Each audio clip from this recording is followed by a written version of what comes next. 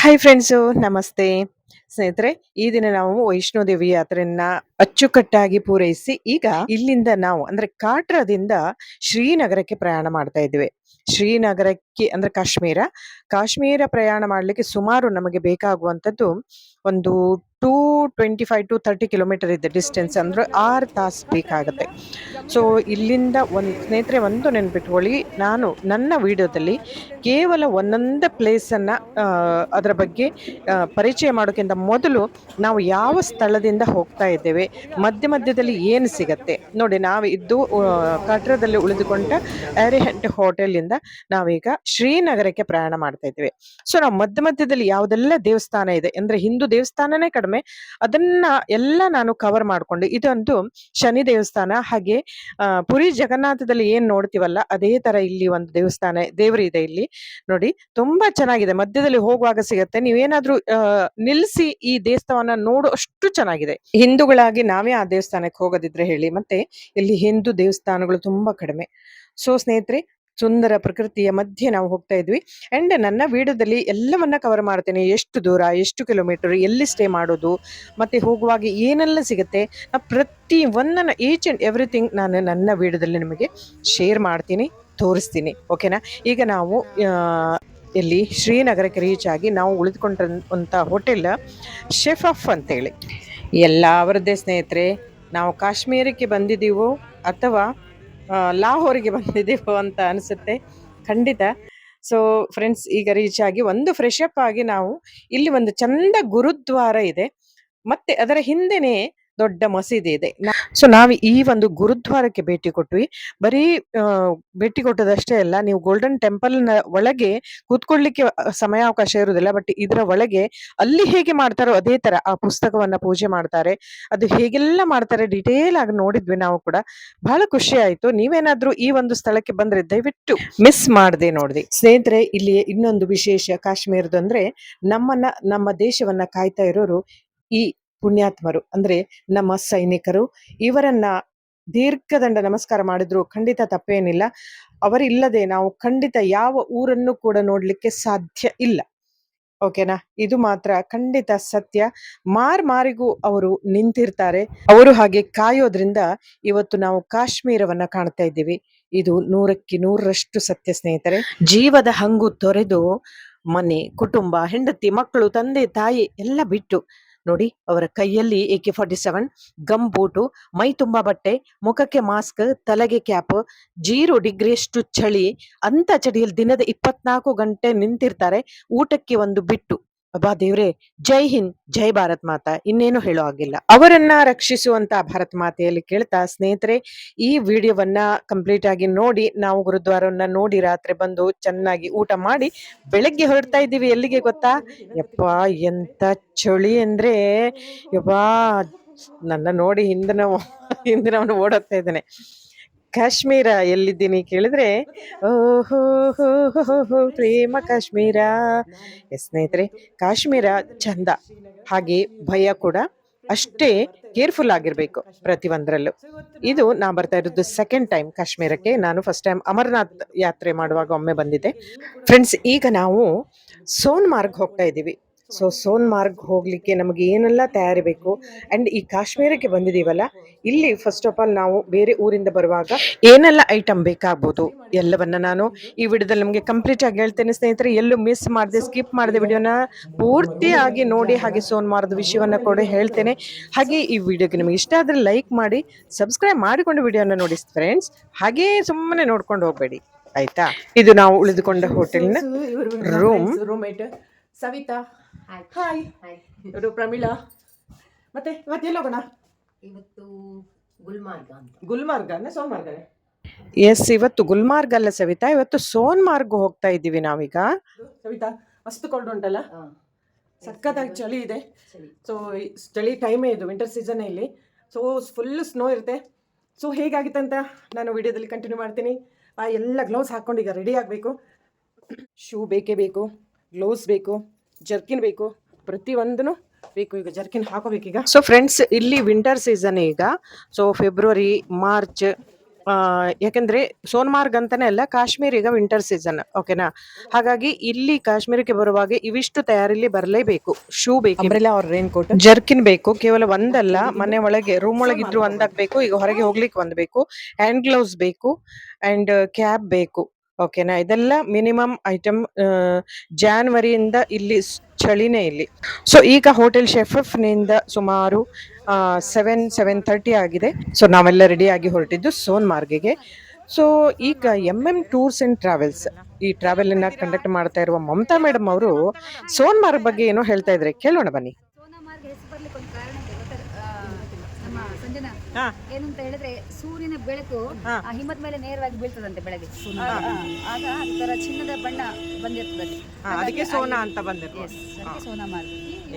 So ಇದೊಂದು ವಿಷಯ ಗೊತ್ತಾಯ್ತಲ್ಲ ಫ್ರೆಂಡ್ಸ್. ಇಲ್ಲಿ ನಾವು ಯಾವುದೇ ಹೋಟೆಲ್ ಸ್ಟೇ ಮಾಡಲಿ, ಅಲ್ಲಿಯ ಮೇನ್ ಒಂದು ಕಾಶ್ಮೀರದಲ್ಲಿ ಅಂದರೆ ಒಂದು ಸ್ವೆಟ್ರ್, ಒಂದು ಶಾಲ್ ತುಂಬ ಕಡಿಮೆಯಲ್ಲಿ ಸಿಗುತ್ತೆ ಸ್ನೇಹಿತರೆ.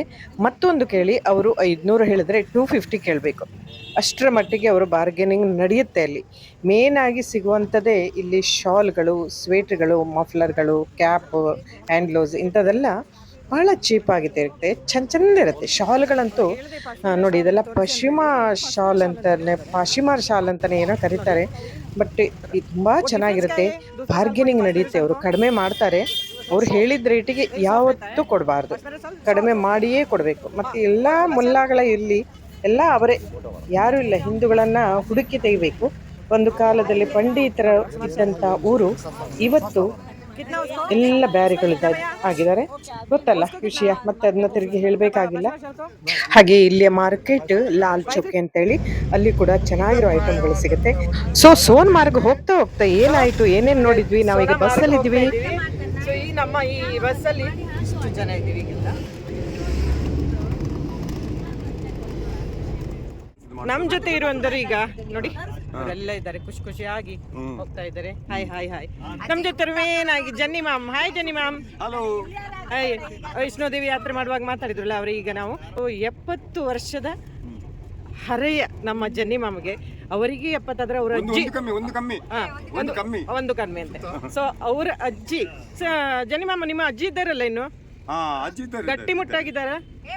ಅಲ್ಲ, ಗಟ್ಟಿಯಾಗಿದ್ದಾರೆ ಅಂತ ಹೇಳ್ಬೋದು, ಮುಟ್ಟಾಗಿದ್ದಾರಂತ ಹೇಗೆ ಹೇಳುದಪ್ಪ ನಾವು?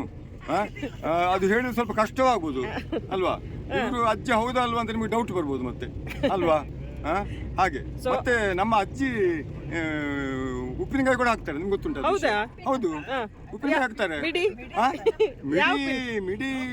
ಮಿಡಿ ಹಾಕೋದಿಲ್ಲ, ಮಿಡಿ ಉಪ್ಪಿನಕಾಯಿ ಹಾಕ್ತಾರೆ. ಹೌದು, ಮಿಡಿ ಹಾಕೋದಿಲ್ಲ ಅಂತ ಮಿಡಿ ಉಪ್ಪಿನಕಾಯಿ ಹಾಕ್ತಾರೆ. ಹಾಗೆ ನಮಗೆ ಪ್ರಯಾಣ ಸ್ಟಾರ್ಟ್ ಆಗಿಂದನೂ ಕಾಮಿಡಿ ಕಿಂಗ್ ಅಂತ ಹೇಳ್ಬೋದು. ತುಂಬಾ ಟೈಮ್ ಪಾಸ್, ಒಳ್ಳೊಳ್ಳೆ ವಿಷಯಗಳು ಹೇಳ್ತಾ ಇದ್ರು ಜನಿಮಾಮ ಉಡುಪಿಯವರು. ಸೊ ಫ್ರೆಂಡ್ಸ್, ಈಗ ನಾವು ಆನ್ ದಿ ವೇ ಹೋಗ್ತಾ ನಮಗೆ ಸಿಗುವಂಥದ್ದು ಖೀರ್ ಭವಾನಿ ಟೆಂಪಲ್. ಇದ್ರ ಬಗ್ಗೆ ಹೇಳಲೇಬೇಕು. ನಾನು ಆಗ್ಲೇ ಹೇಳಿದೆ, ಆನ್ ದಿ ವೇ ಹೋಗ್ತಾ ಏನೇನೆಲ್ಲ ಸಿಗುತ್ತೆ ನೋಡ್ಕೊಂಡು ಹೋಗ್ತೇವೆ ಅಂತ ಹೇಳಿ. ಸೊ ಖೀರ್ ಭವಾನಿ ಬಗ್ಗೆ ನಿಮಗೆ ಇತಿಹಾಸವನ್ನ, ಅದರ ವಿಷಯವನ್ನ, ವಿಶೇಷತೆಯನ್ನ ಹೇಳ್ತೇನೆ, ಬನ್ನಿ. ನಮ್ಮ ಟೂರ್ಸ್ ಅಂಡ್ ಟ್ರಾವೆಲ್ಸ್ ನ ಪ್ರಭು ಮಾಮ್ ಕೂಡ ಅದನ್ನೇ ಹೇಳ್ತಾ ಇದ್ದಾರೆ. ನಾನು ಹೀಗೆ ಹೇಳ್ಬಿಡ್ತೇನೆ. ಶ್ರೀನಗರದ ಖೀರ್ ಭವಾನಿ ದೇವಾಲಯ, ಇದನ್ನ ರಾಗ್ನಾ ದೇವಿ ಅಂತ ಕೂಡ ಹೇಳಲಾಗುತ್ತೆ. ಕಾಶ್ಮೀರದ ಪವಿತ್ರ ಹಿಂದೂ ದೇವಾಲಯಗಳಲ್ಲಿ ಒಂದಿದು. ಇದು ಶ್ರೀನಗರದಿಂದ ನಾವು ಹೊರಟವಲ್ಲ, ಅಲ್ಲಿಂದ ಸುಮಾರು ಒಂದು 25 ಕಿಲೋಮೀಟರ್ ದೂರ ಆಗುತ್ತೆ. ಗಂದರ್ಬಾಲ್ ಜಿಲ್ಲೆಯ ವಿಶೇಷ ಹೆಸರು ಇದೊಂದು. ತುಲ್ಲಾಮುಲ್ಲಾ ಗ್ರಾಮದಲ್ಲಿದೆ, ನಗಬೇಡಿ. ದುರ್ಗಾ ದೇವಿಗೆ ಸಮರ್ಪಿತವಾದ ಈ ದೇವಾಲಯ ಪವಿತ್ರ ಚಿಲುಮೆಯ ನಡುವೆ ಇದೆ. ಏನಿದು ಚಿಲುಮೆ ಅಂತ ಕೇಳಿದ್ರೆ, ಬನ್ನಿ ನನ್ನ ಒಳಗೆ ಹೋಗೋಣ. ಸೊ ಈ ಖೀರ್ ಭವಾನಿ ದೇವಾಲಯ ಮುಖ್ಯವಾದ ವಿಷಯ ಅಂದ್ರೆ, ರಾಗ್ನಾದೇವಿ ಅಂದ್ರೆ ದುರ್ಗಾದೇವಿಯ ಅವತಾರ ಇದು. ದೇವಾಲಯದ ಆವರಣದಲ್ಲಿ ನೀರಿನ ಚಿಲುಮೆ ಇದೆಯಲ್ಲ, ಅಲ್ಲಿ ಬಣ್ಣ ಬದಲಾಗುತ್ತೆ. ಅಂದ್ರೆ ದೇವಿಗೆ ಖೀರ್ ಅಂದ್ರೆ ಅಕ್ಕಿಯಿಂದ ಮಾಡಿದ ಪಾಯಸವನ್ನ ಅರ್ಪಿಸೋದು ಈ ದೇವಾಲಯದ ಒಂದು ವಿಶೇಷ. ಹಾಗೆ ಈ ದೇವಿಯನ್ನ ಹಾಲಿನ ದೇವತೆ ಅಂತ ಕೂಡ ಕರೆಯಲಾಗುತ್ತೆ. ಖೀರ್ ಭವಾನಿ ಆರಾಧನೆಯ ಹಿಂದೂ ಕಾಶ್ಮೀರಿಗಳಲ್ಲಿ ಬಹಳ ಮುಖ್ಯವಾದುದು. ಅಂದ್ರೆ ಅವಳನ್ನ ತಮ್ಮ ರಕ್ಷಣಾತ್ಮಕ ಪೋಷಕ ದೇವತೆ ಅಂದ್ರೆ ಕುಲದೇವಿ ಅಂತ ಕೂಡ ಪೂಜಿಸ್ತಾರೆ, ಆರಾಧಿಸ್ತಾರೆ. ಹಾಗಾದ್ರೆ ಈ ದೇವಾಲಯ ಯಾರ ಕಾಲದಲ್ಲಿ ನಿರ್ಮಾಣ ಆಯಿತು ಅಂತ ಕೇಳಿದ್ರೆ ಆಗಿನ ಜಮ್ಮು ಕಾಶ್ಮೀರದ ಮಹಾರಾಜ ಪ್ರತಾಪ್ ಸಿಂಗ್ ಮತ್ತು ಮಹಾರಾಜ ಹರಿ ಸಿಂಗ್ ದೇವಾಲಯದ ನಿರ್ಮಾಣ ಮತ್ತು ನವೀಕರಣಕ್ಕೆ ಕೊಡುಗೆಯನ್ನ ನೀಡಿದ್ದಾರೆ. ಹಾಗೆ ಈ ಒಂದು ದೇವಿ ಇದೆಯಲ್ಲ, ಇದು ಆತ್ಮಲಿಂಗ ರೂಪದಲ್ಲಿರುವ ದೇವಿ. ಚಿತ್ರ ನೋಡಿ ಎಷ್ಟು ಚೆನ್ನಾಗಿದೆ ಅಂತ. ಇದು ಋತುಮಾನಗಳಿಗೆ ಅನುಗುಣವಾಗಿ ಬಣ್ಣದ ನೀರನ್ನ ಬದಲಾಯಿಸುತ್ತೆ. ಕೆಂಪು, ಗುಲಾಬಿ, ಕಿತ್ತಳೆ, ಹಸಿರು, ಬಿಳಿ, ನೀಲಿ ಹಾಗೆ ಕಪ್ಪು ಬಣ್ಣಕ್ಕೆ ತಿರುಗಿದ್ರೆ ಅಶುಭ ಅಂತ ನಂಬಲಾಗುತ್ತೆ. ಹಾಗೆ ಕಣಿವೆಯಲ್ಲಿ ವಿಪತ್ತಿನ ಸಂಕೇತ ಅಂತ ನಂಬಲಾಗುತ್ತೆ. ಇದು ಕಾಶ್ಮೀರಿ ಹಿಂದೂಗಳಿಗೆ ಬಹಳ ಪವಿತ್ರವಾದ ದೇವಾಲಯ. ಹಾಗೆ ಇಲ್ಲಿಯ ಭಾರತೀಯ ಸೇನೆಯು ಈ ದೇವಿ ಅವರನ್ನ ಸೈನಿಕರನ್ನ ರಕ್ಷಣೆ ಮಾಡ್ತಾಳಂತೆ. ಸೈನಿಕರಿಗೆ ಬಹಳ ಒಂದು ಪವಿತ್ರವಾದ ದೇವಿ ಅಂತ ಹೇಳಲಾಗುತ್ತೆ. ಹಾಗೆ ದೇವಾಲಯ ಪವಿತ್ರ ಸ್ಥಳದಲ್ಲಿ ಇಪ್ಪು ನೇರಳೆ ಮರ ಇತ್ತು. ಅನೇಕ ಜನರು ಅದನ್ನ ನಂಬುತ್ತಾರಂತೆ ಆ ಮರವನ್ನ. ಹಾಗೆ ಸ್ಥಳೀಯ ಭಾಷೆ ಕಾಶ್ಮೀರಿ ಭಾಷೆಯಲ್ಲಿ ತುಲ್ಮುಲ್ ಅಂತ ಕರೀತಾರೆ. ಅದರಿಂದ ಈ ಒಂದು ಸ್ಥಳಕ್ಕೆ ತುಲ್ಮುಲ್ ಅಂತ ಹೆಸರು ಬಂದಿದೆ ಅಂತ ಹೇಳಲಾಗುತ್ತೆ. ನಾನು ಈ ಕೀರ್ ತಗೊಂಡೆ, ಕೀರ್ ಹೇಗಿದೆ ಅಂತ ನೋಡೋಣ. ಗುರು ರಾಘವೇಂದ್ರ ಬಂದಿರುವಂತಹ ದೇವಸ್ಥಾನ ಖೀರ್ ಭವಾನಿ ದರ್ಶನ ಮಾಡಿದ್ರಲ್ಲ, ದರ್ಶನ ಆಯ್ತು. ಅಲ್ಲಿ ಕೊಟ್ಟಿರುವಂತಹ ಪ್ರಸಾದ ಹಾಲಿನ ಪಾಯಸ ಅಂತ ಕಾಣ್ತದೆ. ಬಹಳ ಬಹಳ ಅದ್ಭುತವಾಗಿರುವಂತ ತುಂಬಾ ರುಚಿಯಾಗಿದೆ. ಅಲ್ಲಿ ಕೂಡ ದಾನವನ್ನ ಮಾಡಬಹುದು. ಅನ್ನದಾನದಲ್ಲಿ ಎಸ್, ಅನ್ನದಾನಕ್ಕಾಗಿ ನಾನು ಕೂಡ ಒಂದು ಚಿಕ್ಕ ದಾನವನ್ನ ಮಾಡಿ. ಹಾಗೆ ಇಲ್ಲಿ ಒಂದು ವಿಶೇಷ ಅಂದ್ರೆ ಜ್ಯೇಷ್ಠ ಅಷ್ಟಮಿ ಎಂದು ಭಕ್ತರು ಇಲ್ಲಿ ದೊಡ್ಡ ಜಾತ್ರೆಯನ್ನ ನಡೆಸ್ತಾರೆ. ಕಾಶ್ಮೀರಿ ಪಂಡಿತರಿಗೆ ದೇವಾಲಯ ಅತ್ಯಂತ ಶ್ರದ್ಧಾ ಭಕ್ತಿಯ ಕೇಂದ್ರ. ಸ್ನೇಹಿತರೆ, ಇದು ಬೆಳಗಿನ ಸಮಯ, ಬೆಳಗ್ಗೆ 7ರಿಂದ ಸಂಜೆ 6 ಗಂಟೆವರೆಗೆ ತೆರೆದಿರುತ್ತೆ. ಇಲ್ಲಿ ಯಾವುದೇ ರೀತಿಯ ಶ್ರೀನಗರದಿಂದ ಟ್ಯಾಕ್ಸಿ ಬಸ್ ಮೂಲಕ ಕೂಡ ಬರಬಹುದು. ಈಗ ನಮ್ಮ ಪ್ರಯಾಣ ಹೋಗ್ತಾ ಇರೋದು ಸೋನಾಮಾರ್ಗ್. ಇಲ್ಲಿಂದ ಸುಮಾರು 36 ಕಿಲೋಮೀಟರ್ ಅಷ್ಟು ದೂರ ಇದೆ. ಸೊ ಅದ್ಭುತ ಸೌಂದರ್ಯದ ಮಧ್ಯೆ ಸೋನಾಮಾರ್ಗ್. ಏನಿದು ಸೋನಾಮಾರ್ಗ್? ಕೆಲವು ಟನಲ್ಗಳನ್ನ ದಾಟ್ತೀವಿ. ಹಾಗೆ ಹಿಮಚ್ಛಾದಿತ ಪ್ರದೇಶ. ಸೋನಾಮಾರ್ಗ್ ಅಂದ್ರೆ ಕಾಶ್ಮೀರಿ ಭಾಷೆಯಲ್ಲಿ ಬಂಗಾರದ ಮೈದಾನ, ಮೇಡ್ ಆಫ್ ಗೋಲ್ಡ್ ಅಂತ ಅರ್ಥ. ಇದು ಶ್ರೀನಗರದಿಂದ ನಾವು ಬಂದ್ವಲ್ಲ, ಶ್ರೀನಗರದಿಂದ ಸುಮಾರು 80ರಿಂದ 100 ಕಿಲೋಮೀಟರ್ ಒಳಗಡೆ ಆಗುತ್ತೆ. ಸೊ ಸಮುದ್ರ ಮಟ್ಟದಿಂದ ಸುಮಾರು 2800 ಮೀಟರ್ ಎತ್ತರದಲ್ಲಿದೆ. ಸೊ ಇದು ಒಂದು ಹಿಮದಿಂದ ಅದ್ಭುತವಾದ ಪರ್ವತ, ಹಸಿರು ಹುಲ್ಲುಗಾವಲು ಮತ್ತು ಇಲ್ಲಿ ಹರಿತಾ ಇರುವ ನೀರು ಸಿಂಧೂ ನದಿ. ನೋಡಿ ಎಷ್ಟು ಚೆನ್ನಾಗಿದೆ ಪ್ರಕೃತಿ ಸೌಂದರ್ಯ. ಎಲ್ಲಿ ನೋಡಿದ್ರು ಬಿಳಿ ಬಿಳಿ ಬಿಳಿ ಹಿಮ, ಫುಲ್ ಸ್ನೋ. ಬಟ್ ನಾವು ಹೋದಾಗ ಸ್ವಲ್ಪ ಕಡಿಮೆ ಇತ್ತು, ಯಾಕೆಂದ್ರೆ ನಾವು ಹೋಗಿದ್ದು ಮಾರ್ಚ್ ಎಂಡ್ ಏಪ್ರಿಲ್ ಫಸ್ಟ್ ವೀಕಲ್ಲಿ. ಈಗ ಸೋನಾಮಾರ್ಗ್ ಟನಲ್ ಸ್ಟಾರ್ಟ್ ಆಗ್ತಾ ಇದೆ. ಏನಾದರೂ ನೀವು ಫೆಬ್ರವರಿ ಮಾರ್ಚ್ ಫಸ್ಟಲ್ಲಿ ಬಂದರೆ ಇಲ್ಲಿ ಫುಲ್ ರೋಡಲ್ಲಿ ಕೂಡ ಫುಲ್ ಐಸ್ ಇರುತ್ತೆ. ಹಾಗಾಗಿ ಆ ಒಂದು ಸಮಯದಲ್ಲಿ ರೋಡನ್ನು ಕ್ಲೋಸ್ ಮಾಡ್ತಾರೆ. ಇಲ್ಲಿ ಭಾರಿ ಹಿಮಪಾತ ಆಗೋದ್ರಿಂದ ರಸ್ತೆಗಳನ್ನು ಮುಚ್ಚಿಬಿಡ್ತಾರೆ. ಓಕೆನಾ? ಬಟ್ ನಾವು ಹೋದಾಗ ಆ ರೀತಿ ಯಾವುದೇ ತೊಂದರೆ ಆಗಲಿಲ್ಲ. ಐಸು ಆ ಕಡೆ ಇತ್ತು, ಬಟ್ ರೋಡು ಕೂಡ ಬಿಟ್ಟಿದ್ರು. ನೋಡಿ, ಈಗ ಟನಲ್ ಸ್ಟಾರ್ಟ್ ಆಯಿತು. ಇಲ್ಲಿ ಸೋನಾಮಾರ್ಗ್ ಮುಂದೆ ಲಡಾಖಿಗೆ ಹೋಗುವ ದಾರಿ ಕೂಡ ಇದು. ಓಕೆನಾ? ಸೊ ಈ ಒಂದು ಸ್ಥಳಕ್ಕೆ ಭೇಟಿ ನೀಡುವಂಥ ಸಮಯ ಅಂದರೆ ಏಪ್ರಿಲ್ನಿಂದ ಅಕ್ಟೋಬರ್ ತಿಂಗಳು ಪ್ರವಾಸಕ್ಕೆ ಸೂಕ್ತ. ಯಾಕಂದರೆ ಇದಕ್ಕೂ ಮೊದಲು ಬಂದರೆ ಫುಲ್ ಐಸ್ ಇರುತ್ತೆ, ಎಲ್ಲೂ ಬಿಡಲ್ಲ, ಟ್ರೆಕ್ಕಿಂಗ್ ಇರಲ್ಲ. ಬಟ್ ಟ್ರೆಕ್ಕಿಂಗ್ ಆಗಲಿ, ಕ್ಯಾಂಪಿಂಗ್ ಆಗಲಿ, ಕುದುರೆ ಸವಾರಿ ಯಾವುದು ಮಾಡಲಿಕ್ಕೆ ಆಗೋಲ್ಲ. ಸೊ ಈ ಒಂದು ಸಮಯದಲ್ಲಿ ಎಲ್ಲ ಮಾಡ್ಬೋದು. ಸೊ ಟನಲ್ ಮುಗಿತಾ ಇದೆ. ವಾವ್, ಎಷ್ಟು ಚೆನ್ನಾಗಿದೆ ಅಂದರೆ ರಿಯಲಿ. ವಾತಾವರಣ ಕೂಡ ಕೂಲ್ ಇತ್ತು. ಇನ್ನು ಮುಂದೆ ಹೋದಂಗೆ ಐಸ್ ಇರುತ್ತೆ, ಬಟ್ ಇಲ್ಲಿ ಏನು ಐಸ್ ಇಲ್ಲ ಸ್ನೇಹಿತರೆ. ರೋಡೆಲ್ಲ ಕ್ಲೀನ್ ಆಗಿತ್ತು. ಬೆಟ್ಟ ಗುಡ್ಡಗಳಲ್ಲಿ ಕೂಡ ಐಸ್ ಫುಲ್ ಇರುತ್ತೆ ನೀವು ಡಿಸೆಂಬರ್ ಜಾನ್ವರಿಯಲ್ಲಿ. ಬಟ್ ಡಿಸೆಂಬರ್ವರೆಗೆ ಕ್ಲೋಸ್ ಮಾಡ್ತಾರೆ. ಜನವರಿ ಫೆಬ್ರವರಿಯಲ್ಲಿ ಓಪನ್ ಇರುತ್ತೆ, ಬರಬಹುದು. ಸೊ ಈಗ ನಾವು ಕಂಪ್ಲೀಟ್ ರೀಚ್ ಆದ್ವಿ. ಹಾಯ್ ಫ್ರೆಂಡ್ಸು, ಈಗ ನಾವು ಬಂದಿದ್ದು Sonmarg. I love Sonmarg. So ಸೋನ್ಮಾರ್ಗದ ಒಂದು ಖುಷಿಯಲ್ಲಿದ್ದೀವಿ ನೋಡಿ ಸ್ನೇಹಿತರೆ. ಎಸ್, ಸೋನಾಮಾರ್ಗ್ ಅಂದ್ರೆ ಕನ್ನಡದಲ್ಲಿ ಬಂಗಾರದ ಹುಲ್ಲುಗಾವಲು. ಬಹಳ ವರ್ಷದಿಂದ ಕಾಯ್ತಾ ಇರುವಂತ ಒಂದು ಸೋನ್ಮಾರ್ಗ್. I love Sonamarg.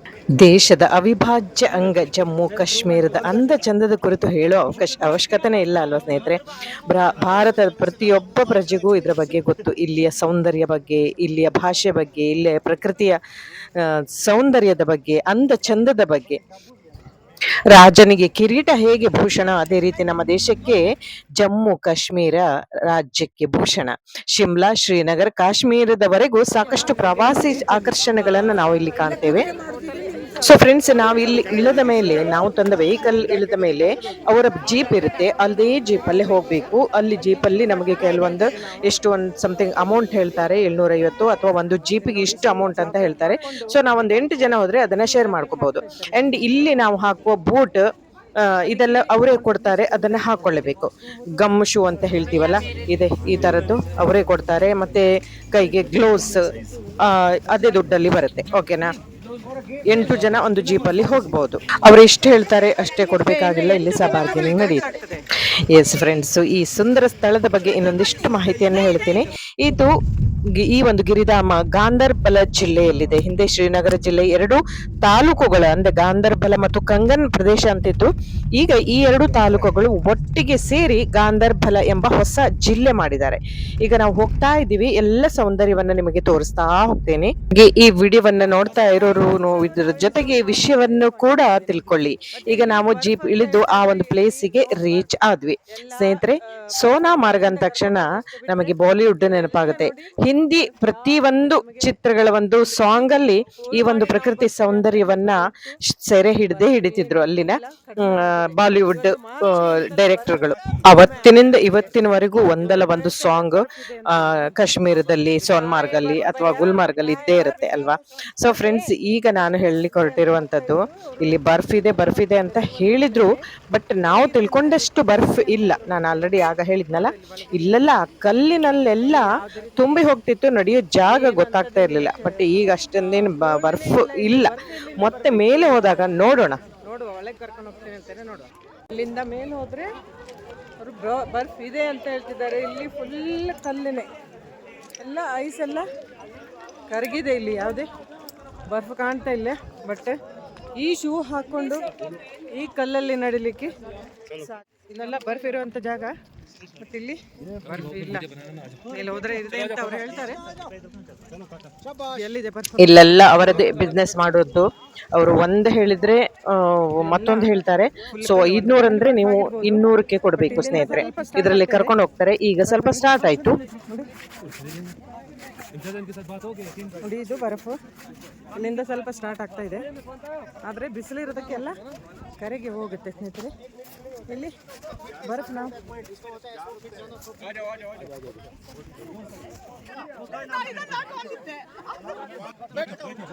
ನೋಡಿ, ಅವರು ಇದರಲ್ಲಿ ಕರ್ಕೊಂಡು ಹೋಗ್ತಾರಲ್ಲ. कितना कितना बोला? 400 आने जाना. कितना दूर, कितना पॉइंट भैया? पूरा लास्ट. कितना पॉइंट आता है उसमें? कितना पॉइंट है? कितना पॉइंट आता है? हाँ, 4 पॉइंट. 4 पॉइंट को 400. नहीं लास्ट 8 पॉइंट. वो वाला 12 पॉइंट है नहीं, तो आपको 8 पॉइंट बोलता है. ಸೊ ಇಲ್ಲಿ 8 ಪಾಯಿಂಟ್ ಇಲ್ಲ, 12 ಪಾಯಿಂಟ್ ಇಲ್ಲ. ಒಟ್ಟು ಒಂದೊಂದು ಸ್ಥಳಕ್ಕೆ ಹೋಗಿ ನಿಂತು ಪಾಯಿಂಟ್ ಅಂತ ಅವರು ಲೆಕ್ಕ ಮಾಡ್ತಾರೆ ಸ್ನೇಹಿತರೆ. ಅದರಲ್ಲಿ ಹೋಗೋಕ್ಕಿಂತ ಮುಂಚೆ ಆರಾಮಾಗಿ ನೋಡ್ಕೊಂಡು ಹೋಗಬಹುದು. ಬಟ್ ಇದರಲ್ಲಿ ಕುತ್ಕೊಳ್ಳುವಂತ ಒಂದು ಮಜಾ ಇರ್ತದಲ್ಲ, ಹಾಗೆ ಕೂತ್ಕೋಬಹುದು ಅಷ್ಟೇ. ನಾನು ಕೂತಿದ್ದು ಅಷ್ಟೇ, ಹೇಗಾಗ್ತದೆ ನೋಡ್ಲಿಕ್ಕೆ ಒಂದು ಕೂತಿದ್ದು ಅಷ್ಟೇ, ಬಿಟ್ರೆ ಮತ್ತಿನ್ನೇನಲ್ಲ. ಅದಕ್ಕೆ ಒಂದು 500 ಹೇಳ್ತಾರೆ, ಬಟ್ ನಾನು ಕೊಟ್ಟಿದ್ದು 250 ಅಷ್ಟೇ. ಎಳ್ಕೊಂಡು ಹೋಗ್ತಾರೆ ಇವ್ರೀಗ. ನೋಡು, ಹೋಗೋಣ.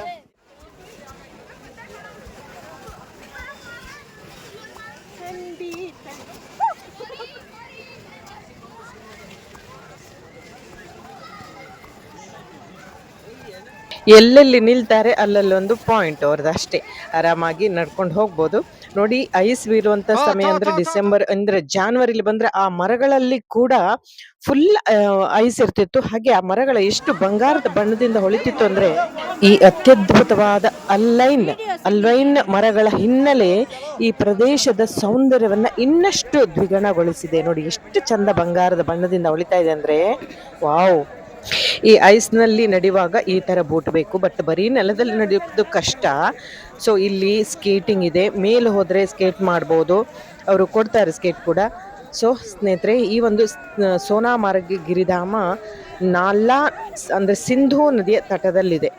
ಸೊ ಇದು ಒಂದು ಹೈಟ್ ಹೇಳಿದ್ನಲ್ಲ, ಹಾಗೆ ಎಷ್ಟು ಹೈಟ್ ಇದೆ ಅಂತ ಹೇಳಿ ನೋಡಿ. ವಾವ್, ಇದೆ ಈ ತರ ಫುಲ್ ಆಗಿ ಬರ್ರಂತ ಬರ್ಬೋದು. ನಾನು ಸಹ ಬಂದೆ, ತೋರಿಸ್ತೀನಿ.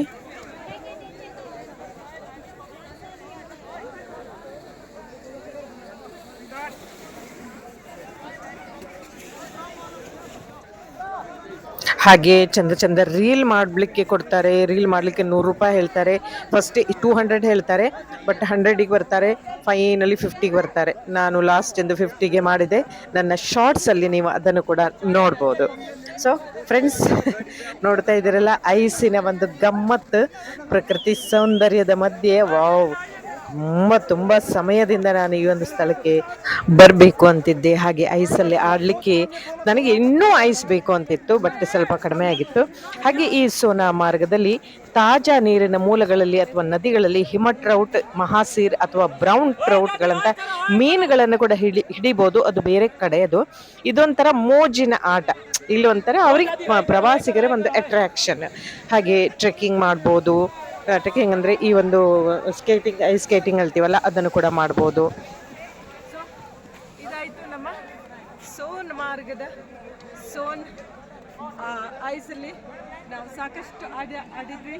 ಆದರೂ ಕಡಿಮೆ ಆಗಿದೆ ಸ್ನೇಹಿತರೆ, ಜಾಸ್ತಿ ಇಲ್ಲ. ಮಾರ್ಚ್ ಎಂಡಲ್ಲ ಇದು, ಸೊ ಕಡಿಮೆ ಆಗಿರ್ತದೆ. ಇನ್ನು 1 ತಿಂಗಳ ಮೊದಲು ಬಂದರೆ ಇಲ್ಲಿ ಫುಲ್ ಈ ಮರದಲ್ಲಿ ಎಲ್ಲ ಐಸ್ ಬೀಳ್ತಾ ಇರ್ತೀವಿ. ಯಾವುದೇ ಐಸ್ ಮರವೇ ಕಾಣ್ತಿರ್ಲಿಲ್ಲ, ಬಟ್ ಈಗ ಕಡಿಮೆ ಆಗಿದೆ. ಓಕೆ, ಎಸ್, ಸೋನ್ ಮಾರ್ಗ್. ವಾ ಸೋನಾ ಮಾರ್ಗ್, ಬಂಗಾರದ ಹುಲ್ಲುಗಾವಲು. ಎಷ್ಟು ಹೊತ್ತು ನಿಂತರೂ ಬರೋಕೆ ಮನ್ಸಾಗಲ್ಲ ಸ್ನೇಹಿತರೆ, ಅಷ್ಟು ಚೆನ್ನಾಗಿದೆ. ನಾವು ನಮ್ಮ ಫ್ರೆಂಡ್ಸ್ ಎಲ್ಲ ಎಂಜಾಯ್ ಮಾಡಿದ್ವಿ ಖುಷಿಯಾಗಿ. ಸೊ ಇವರು ನಮ್ಮ MM tours and travels Madhav Prabhu and Mamataji. ಹಾಗೆ ಮಳೆಗಾಲದ ಸಮಯದಲ್ಲಿ ಅಷ್ಟೊಂದು ದಟ್ಟವಾಗಿ ಮಳೆಯನ್ನು ಬೀಳಲ್ಲ, ಬಿದ್ದರೂ ಕಡಿಮೆ ದಿನ ಬೀಳತ್ತೆ. ಹಾಗೆ ಈ ಒಂದು ಪ್ರದೇಶ ಟ್ರೆಕ್ಕಿಂಗ್ ಮಾಡಲು ಸಹ ಒಳ್ಳೆಯದಾಗಿದೆ. ಇಲ್ಲಿ ಸಾಕಷ್ಟು ಹಿಮಾಲಯದ ಕೆರೆಗಳ ದರ್ಶನಕ್ಕೆ ತೆರಳಬಹುದು. ಇದೊಂದು ರೋಮಾಂಚನ ಭರಿತ ಚಟುವಟಿಕೆ.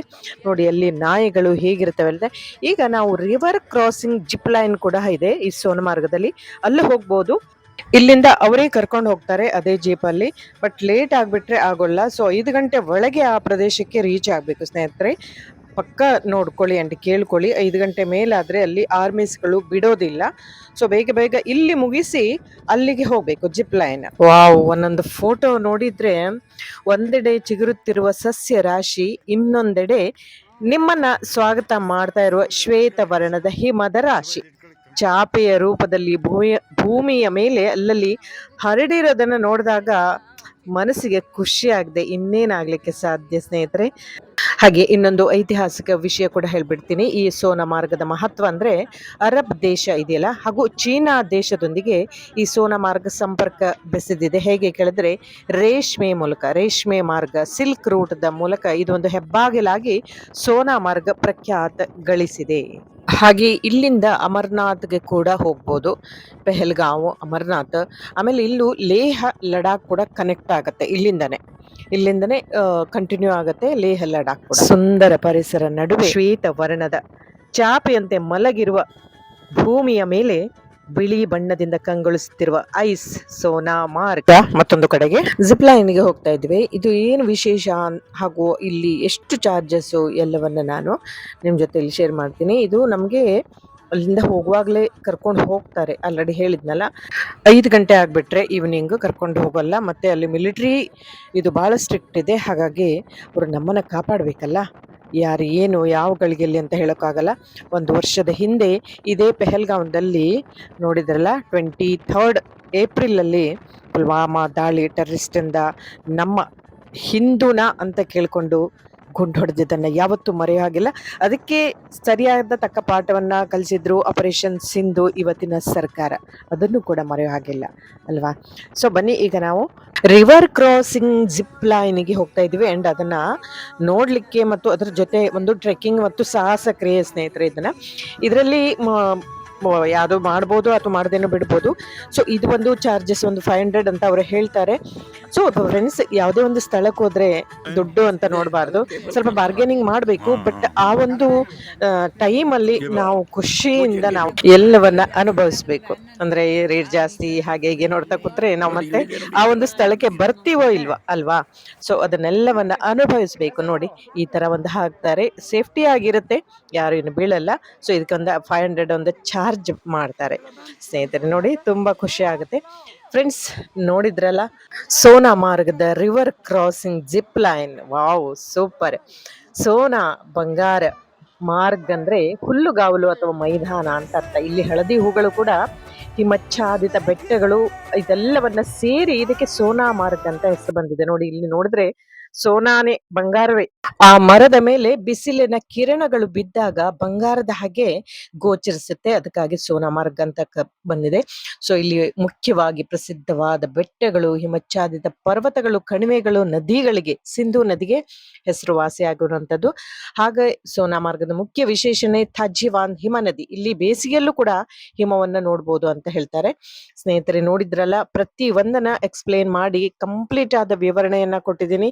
ಸ್ನೇಹಿತರೆ, ಜೀವನದಲ್ಲಿ ಒಮ್ಮೆಯಾದ್ರೂ ಸೋನಾಮಾರ್ಗ್ ಅಥವಾ ಗುಲ್ಮಾರ್ಗ್, ಕಾಶ್ಮೀರ, ನಮ್ಮ ದೇಶದ ಹಿಮಚ್ಛಾದಿತ ಪ್ರದೇಶ, ಭಾರತದ ಮುಕುಟ ಪ್ರಾಯವಾದ ಈ ಕಾಶ್ಮೀರ ಅನ್ನ ನಾವು ಜೀವನದಲ್ಲಿ ಒಮ್ಮೆಯಾದ್ರೂ ನೋಡ್ಲೇಬೇಕು. ನೋಡಿ ಅಂತ ಹೇಳ್ತಾ ಸ್ನೇಹಿತರೆ, ಈ ವಿಡಿಯೋವನ್ನ ಇಲ್ಲಿಗೆ ಕೊನೆಗೊಳಿಸ್ತಾ ಇದ್ದೇನೆ. ಹಾಗೆ ಮುಂದಿನ ವಿಡಿಯೋದಲ್ಲಿ ಮತ್ತೊಂದು ವಿಶೇಷವಾದ ವಿಷಯ ಸ್ಥಳದೊಂದಿಗೆ ಬರ್ತೇನೆ. ಅಲ್ಲಿವರೆಗೂ ನಮಸ್ಕಾರ. ಹಾಗೆ ವಿಡಿಯೋ ನೋಡೋದಕ್ಕೆ ಥ್ಯಾಂಕ್ಸ್ ಫಾರ್ ವಾಚಿಂಗ್. ನಿಮ್ಗೆ ಇಷ್ಟ ಆದ್ರೆ ಲೈಕ್ ಮಾಡಿ, ಹಾಗೆ ಸಬ್ಸ್ಕ್ರೈಬ್ ಮಾಡಿಕೊಂಡು ವಿಡಿಯೋವನ್ನ ನೋಡಿ ಮತ್ತೊಬ್ಬರಿಗೂ ಶೇರ್ ಮಾಡಿ ಅಂತ ಹೇಳ್ತಾ 2026 ಬಂಗಾರದಂತಹ ಗಿರಿಧಾಮ ಗೊತ್ತಾಗ್ಲಿಲ್ವಾ? ಇದೆ ಸೋನಾಮಾರ್ಗ್. ನೋಡಿದ್ರಲ್ಲ? Thanks for watching. ಎಂದಿರಂತೆ ಹ್ಯಾಪಿ ಆಗಿರಿ ಅಂಡ್ ಹೆಲ್ದಿ ಆಗಿರಿ. ನಮಸ್ಕಾರ.